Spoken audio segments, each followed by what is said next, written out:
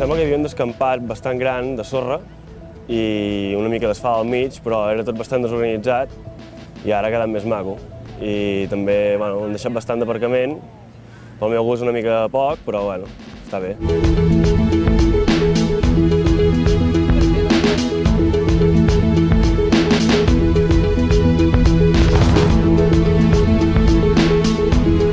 Per primera vegada, a l'Ajuntament, conjuntament amb les universitats, la UB i la UPC, hem fet possible precisament que el campus universitari s'obri a la ciutat.